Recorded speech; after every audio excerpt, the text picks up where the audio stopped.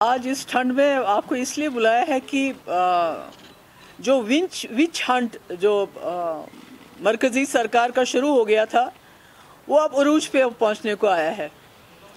पिछले 2 साल से they have been looking around for my assets के कहाँ मकान है, कहाँ ज़मीन है, कहाँ क्या है। जब वहाँ से कुछ नहीं मिला तो अब इन्होंने जो हमारे रिश्तेदार हैं, हमारे दोस्त हैं, हमारे फैमिली मेम्बर्स हैं, हमारे कलीग्स हैं, उनके यहाँ छापे डालना शुरू कर दिया है। ईडी का मिसयूज़ हो रहा है। ईडी एनआईए है या ईडी है, इट हैज़ बीन वेपनाइज्ड, उसको हथियार की तरह इस्तेमाल किया जा रहा है। जैसे कि आपको मालूम है, जिस तरह वहीद को जिस दिन उसने फॉर्म भरा दूसरे दिन उसको लेके गए, तकरीबन 1 महीना उसको एनआईए ने अपनी कस्टडी में रखा और एक ही पर्पज़ था कि किसी तरीके से वहीद कोई ऐसी बात जो है मान जाए जिससे मसला मेरे तक पहुंच जाए, क्योंकि करप्शन के कोई चार्जेस नहीं है तो इसलिए टेरर के साथ इनको अटैच कर दो। तो उसके बाद उसको 1 महीना टॉर्चर करते, he was deprived of sleep, उसको सोने नहीं देते थे। को 200-250 लोगों ने उसकी इंटरोगेशन की, सिर्फ कि आप मान जाओ, अगर आप मान जाओगे तो आपको विटनेस बना देंगे और बाकी आपको छोड़ देंगे। इसी किस्म की बातें चलती रही। तो उसके बाद जो हमारे रिश्तेदार हैं, हमारे कलीग्स हैं, आज भी आपने सुना होगा कि हमारे यहाँ वो अल्ताफ़ काम करते थे, जो वो असल में दिल्ली में रेलवेज़ में काम करते हैं। आज उसके घर में छापा मारा, उसको ईडी ने बुलाया। दूसरी अंजुम फाजली जो हमारी एक एमएलए भी थी, she is also a friend of mine, उसके घर में यहाँ भी छापा मारा और दिल्ली में भी छापा मारा।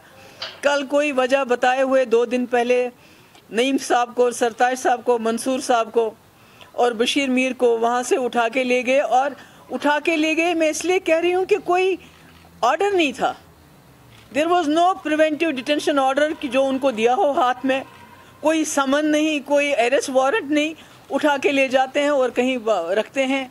और उसके बाद यहाँ कुछ मुझे मालूम नहीं कौन है वो प्रेस वाला, मैं उसका नाम नहीं लेना चाहती हूँ, उसने शुरू किया जी मनी लॉन्ड्रिंग में उनकी पूछताछ हो रही है। आज तक उनसे कोई बात ही नहीं किसी ने की। एक तो बिजबेड़ा थाने में है और नईम साहब यहाँ एमएलए हॉस्टल में और बशीर मीर को कहीं वहीं रखा हुआ है। तो मैंने इसलिए बुलाया कि मैं आपसे कहना चाहती हूँ कि मुझे कई बार कन्वे किया गया कि आप जो है अपने फ्यूचर के बारे में सोच लीजिए, जम्मू कश्मीर की फ़िक्र करना छोड़ दीजिए आप।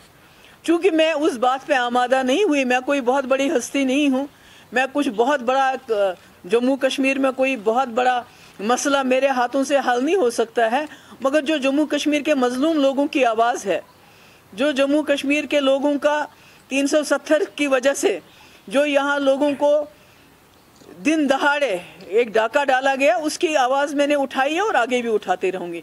तो मैं आपके माध्यम से, आपके ज़रिए से, जो इन्होंने एनआईए हो, ईडी हो, सीबीआई हो, उसको इन्होंने अपने हथियार बनाए हुए हैं। हालांकि they are very serious agencies, they are supposed to investigate very serious charges. आप इमेजिन नहीं करेंगे, ये लोग इतने गिर गए हैं कि मुफ्ती साहब के मकबरे को भी अभी ऑडिट कर रहे हैं कि वहाँ जो मकबरा बना वो पैसा कहाँ से आया। एक इंसान जिसने इनके साथ हाथ मिलाया, एक बड़े मकसद की खातिर इन पे भरोसा किया, आज जबकि वो इस दुनिया में नहीं है तो उनके मकबरे, उनके जो मकबरा है वहाँ पर उस पर भी ऑडिट चल रहा है कि वो जो हमें इंफॉर्मेशन मिल रही है। तो मैं आपके माध्यम से दिल्ली में जो सरकार बैठी है, जो लोग भी बैठे हैं, ये जो अफरा तफरी फैला रहे हैं, ये जो हमारे जो मेरे भाई के दोस्त हैं, अगर किसी से लोन लिया हुआ है, मतलब कर्ज लेना भी हमारे लिए अब करप्शन बन गया, गुनाह बन गया है। मेरी कोई प्रॉपर्टी नहीं, मेरी बहन है, डॉक्टर है, she is a very highly qualified doctor, उसके हस्बैंड भी बहुत बड़े डॉक्टर हैं, वो हज़ारों डॉलर वहाँ टैक्स पे करते हैं। उसने यहाँ ज़मीन खरीदी हुई है, उसका मकान है, उसकी दिल्ली में भी प्रॉपर्टी है, तो उसके पीछे भी उसको भी कुरेदना शुरू कर दिया है। मेरी मम्मी का कहीं अकाउंट है, उसको कुरेदना शुरू कर दिया है। तो ये बीजेपी जो है, उनके पास कोई पॉलिटिकल दलील नहीं है।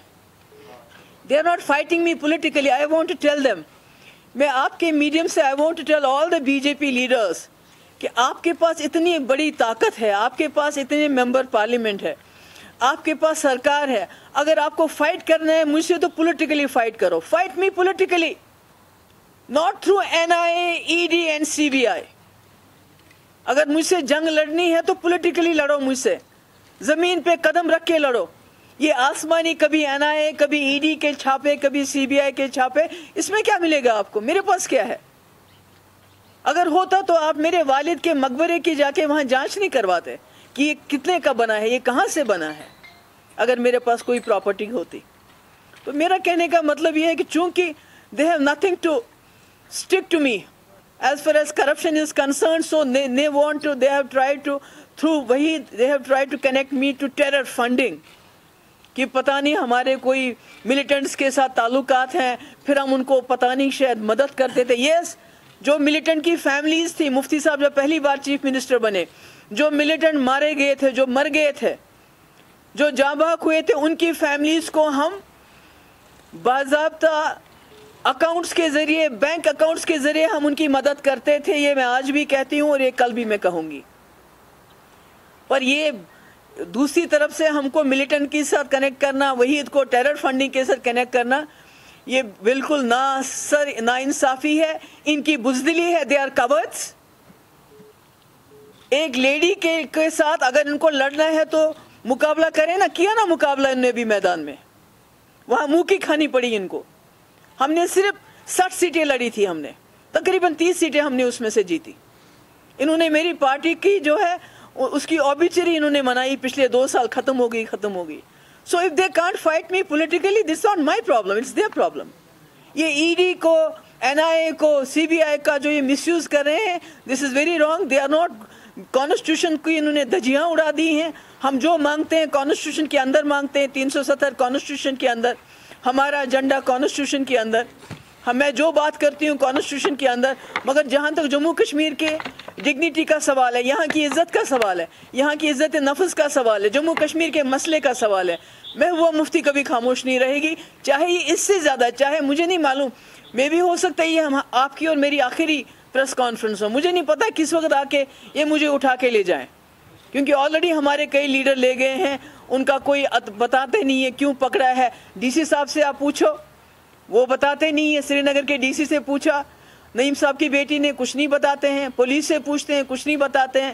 کہتے ہیں جی آپ کو ڈیٹینشن, پریونٹیو ڈیٹینشن میں بند کیا ہے, بھائی آرڈر دو, وہ آرڈر نہیں دیتے ہیں.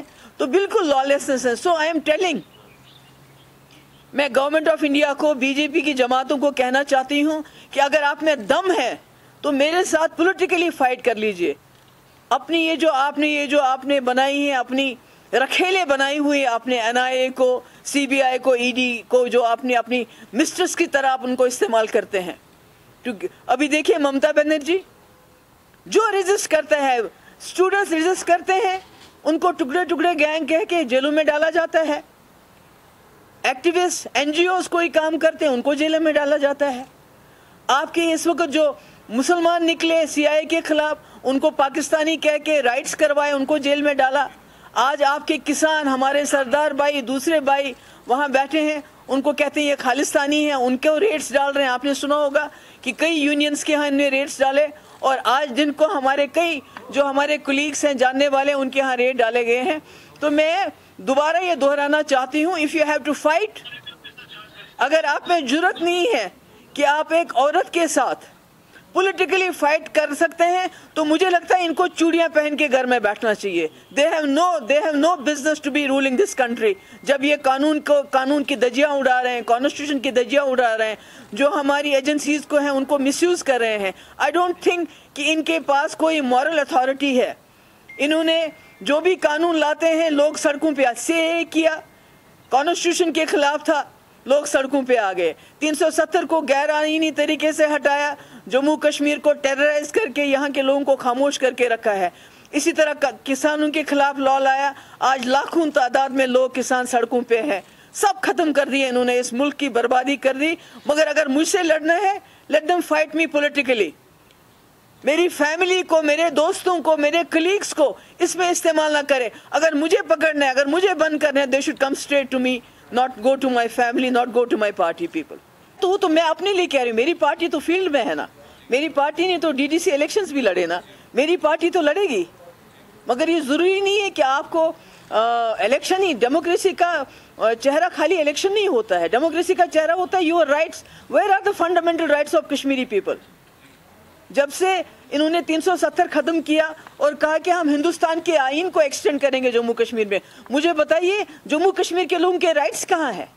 اگر آپ معمولی پروٹیسٹ کرتے ہو تو آپ کو جیل میں لے جاتے ہیں، آپ کو بند کر دیتے ہیں، اور آپ کسی کو بھی کسی وقت بھی گھر سے اغوا کر سکتے ہیں یہ کہہ کے کہ ہم پولیس ہیں، آپ کو پریونٹیو ڈیٹینشن میں رکھا گیا ہے، کوئی کاغذ نہیں، کوئی وارنٹ نہیں ہے، تو یہاں چل کیا رہا ہے؟ تو democracy is not only about fighting elections. Democracy is a bigger thing, it's a larger thing about your own rights, your own aspirations, your fundamental rights, جو یہاں ختم کیے گئے ہیں، طلب کیے گئے ہیں.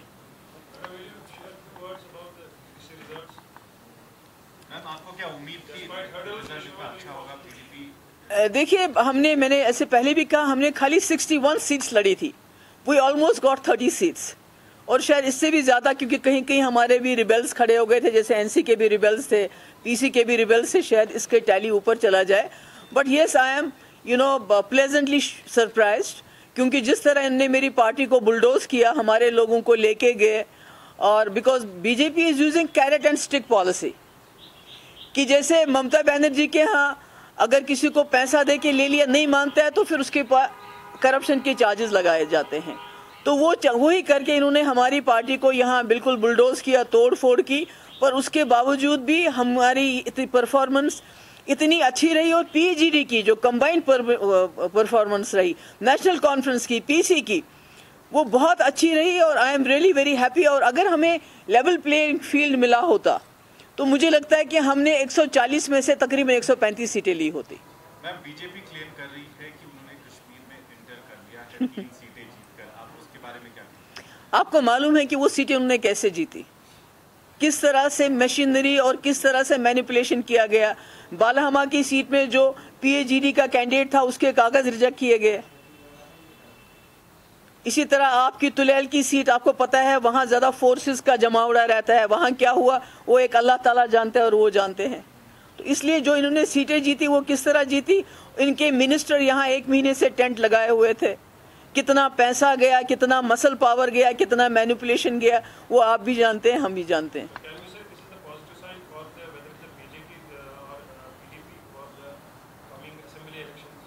سوری، یہ تو پازیٹیو سائن تو ہے، مگر مجھے نہیں لگتا ہے کہ یہ آپ اتنی جلدی اسمبلی الیکشنز کروائیں گے، بیکاز یہ خوف زدہ ہو گئے. انہوں نے سوچا تھا کہ یہ جو ڈائناس ہم کو کہہ رہے تھے ہماری پارٹیز کو، یہ ختم ہو گئے ہیں، لوگ ان کے خلاف ہو گئے ہیں، کوئی ان کے ساتھ نہیں ہے. مگر جو رزلٹ آیا اس نے بتا دیا کہ ایسی بات نہیں ہے، لوگ جو ہیں پی ڈی پی کے ساتھ ہیں، نیشنل کانفرنس کے ساتھ ہیں، پی سی کے ساتھ ہیں. یہ لوگوں نے بتا دیا کل کے الیکشن کا رزلٹ دیکھتے ہوئے.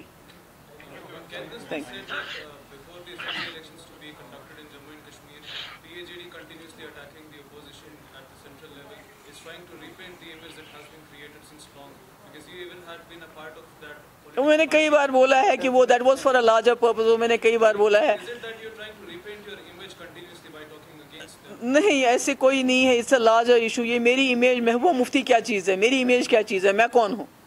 جو لارجر پکچر ہے جموں کشمیر کی، جو لارجر انٹرسٹ ہے ہمارا، جموں کشمیر کی ڈگنیٹی کو ریسٹور کرنا، یہاں کی جو ہم سے کھویا ہے اس چیز کو ریسٹور کرنا، that's a larger cause then می، محبوبہ مفتی اور عمر عبداللہ اور فاروق صاحب. I think you have asked already too many questions. You should be it now. کہ میری آج آپ کو بلانے کا جو پی ایچ ڈی جو ریزلٹس ہوں گے وہ کل ہماری پی ایچ ڈی کی میٹنگ ہے، وہاں زیادہ فاروق صاحب اچھی طرح ایکسپلین کر پائیں گے.